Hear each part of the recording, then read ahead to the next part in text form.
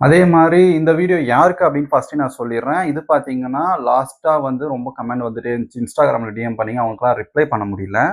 ஐ மீன் வந்து smile bro surgery நான் பண்ணியிருந்தேன் ஆல்ரெடி. ஸோ அதுக்கு நெறைய பேர் வந்து கேட்டிருந்தீங்க.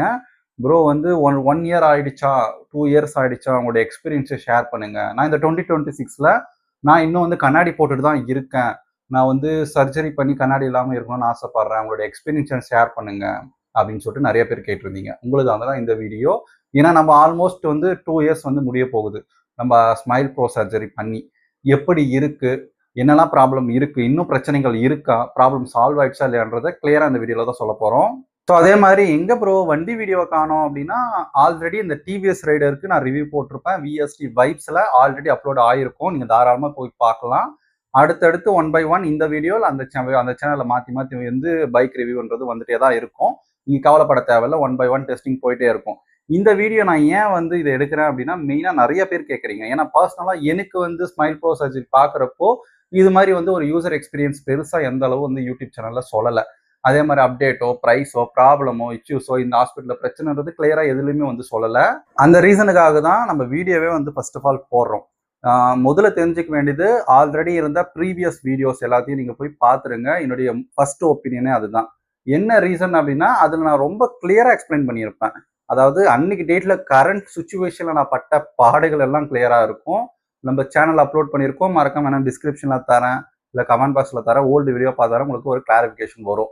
இப்போ வந்து இந்த 1 இயர் எக்ஸ்பீரியன்ஸ் ஆயிடுச்சு இல்லையா? ஸோ இந்த 1 இயர் எக்ஸ்பீரியன்ஸ பத்தி தான் நான் இப்ப பேசப் போறேன். இந்த 1 இயர் எக்ஸ்பீரியன்ஸ்ல எனக்கு வந்த ப்ராப்ளம் என்ன அப்படின்னா, ஸ்டில் நம்ம ஒரிஜினல் ஐல பார்க்குற விஷன் இல்ல. இன்னமும் கிடையாது. பட் வந்து சுத்தமா இல்ல. எனக்கு வந்து -5, -6 கிட்ட அந்த பவர் இருந்துச்சு. ஸோ அப்போ சுத்தமா ஒண்ணுமே தெரியாது. பிளர்ரா இருக்கும். பிளர்ரா இருந்து ஆஃப்டர் வந்து சக்சஸ்ஃபுல்லா அந்த சர்ஜரி பண்ணிட்ட பின்னால ஒரு 3 to 4 ஹவர்ஸ்ல என்னால கிளியர் விஷன் வந்துருச்சு. பளிச்சுன்னு வந்து ஏதோ கண்ணுல டார்ச் லைட் வச்ச மாரி ஆயிடுச்சு. இந்த 1 இயர் 1 1/2 வருஷத்துக்கு மேல கிட்டத்தட்ட நியர் 2 வருஷம். ஸோ இப்ப எப்படி இருக்குதுன்னா, கிளியரா இருக்கு. எந்தவித ஸ்ட்ரகுலும் இல்ல. கிளாஸ் இல்லாம வந்து வாழ முடியுது.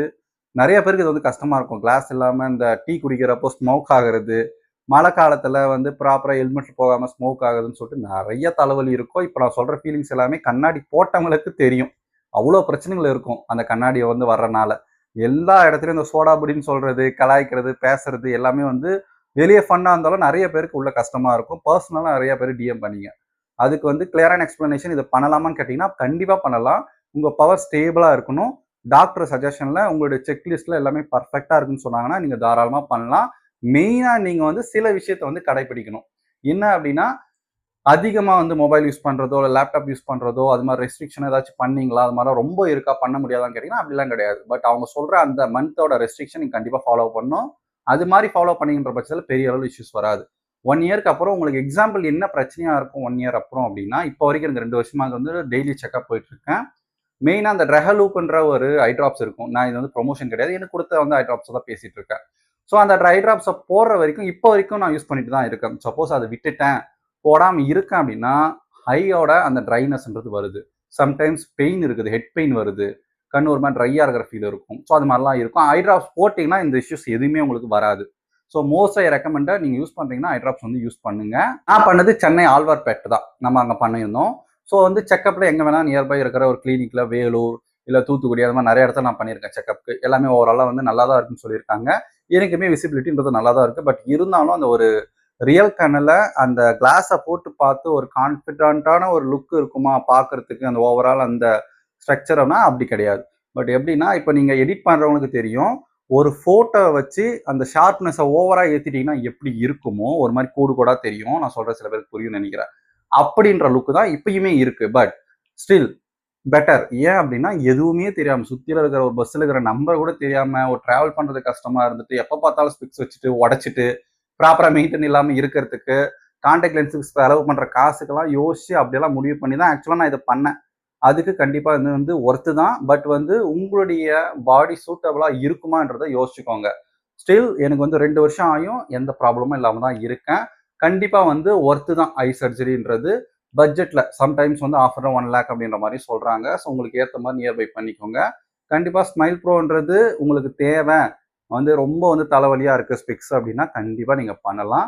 நான் எங்கேயோ வந்து ரெக்கமெண்டோ ப்ரொமோஷன் வீடியோவோ கிடையாது. நான் எங்கேயும் ரெக்கமெண்ட் பண்ண மாட்டேன். நியர்பைல உங்களுக்கு நல்ல சப்போர்ட் இருக்கா, டாக்டர் சைடில் நல்லா வந்து பண்ணுறாங்கன்னு சொல்லிட்டு பார்த்துட்டு அது மாதிரி நீங்கள் மூவ் ஆன் ஆகிறது தான் பெஸ்ட் ஆப்ஷன். வேறு ஏதாச்சும் இதை பற்றின டவுட் ஏதாச்சும் இருக்குது அப்படின்னா மறக்காமல் கீழே கமெண்ட் பண்ணுங்கள்.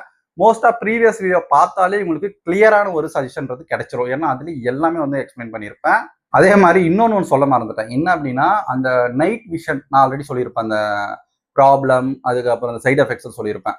நைட் விசிபிலிட்டி அந்த லைட் அடிக்கிற வந்து கண்ணு பூசுறதெல்லாம் எப்படி இருக்குதுன்னு கேட்டிங்கன்னா ஆல்மோஸ்ட் 90 to 95 கிட்ட அந்த இஷ்யூஸ் வந்து ரிசால்வ் ஆகிடும். ஒவ்வொரு பாடி கண்டிஷனை பொறுத்து வந்து முன்ன பின்னன்றது மாறுமே தவிர்த்து அந்த ப்ராப்ளம் இப்போ நல்லாவே வந்து சால்வ் ஆயிருக்கு. நிறைய டைம் இப்போ நைட் ட்ராவல் பண்ணுறேன். மற்றபடி வேற பெரிய இஷ்யூஸ்ன்றதெல்லாம் கிடையாது. நல்லா ரிசால்வ் ஆகுது. பட் 100% ரிசால்வ் ஆச்சா அப்படின்னா கிடையாது. ஒரு 95ன்றது அட்ஜஸ்டபிள் தான், நல்லாவே இருக்கு. நைட் போகிறது ஃபர்ஸ்ட் வந்து ரொம்ப கண்ணு கூசும். இப்போ வந்து நல்லாவே அட்ஜஸ்ட் பண்ண முடியுது. ஓரளவு வந்து ப்ராப்ளம் எல்லாம் போயிட்டு வர முடியுது. பட் 100% சரியாச்சுன்னா இன்னும் ஆகலை. மற்றபடி வேற ஏதாச்சும் உங்களுக்கு இதை பற்றி நான் டவுட் இருக்கு, நான் பண்ண போறேன் பிரதர், எனக்கு சில இஷ்யூஸ் இருக்கு, சில பேர் பிஆர்கே பற்றி டவுட் கேட்டிருந்தீங்க, இல்லை நான் அட்வான்ஸ் வந்து வேற ஸ்மைல் லேசிக்கை பற்றி டவுட் கேட்டிருந்தீங்க, எல்லாத்தையும் நான் எக்ஸ்பிளைன் பண்ணியிருப்பேன். வேற ஏதாச்சும் உங்களுக்கு பர்சனல் டவுட் இருந்துச்சு அப்படின்னா நம்மளுடைய விஎஸ்டி வைப் அந்த இன்ஸ்டாகிராம் பேஜில் நீங்கள் டிஎம் பண்ணலாம், இல்லை கமெண்ட் பண்ணலாம். உங்களுக்கு ரிப்ளைன்றது உடனே வந்துடும். எனிவேஸ், தேங்க்ஸ் ஃபார் வாட்சிங்.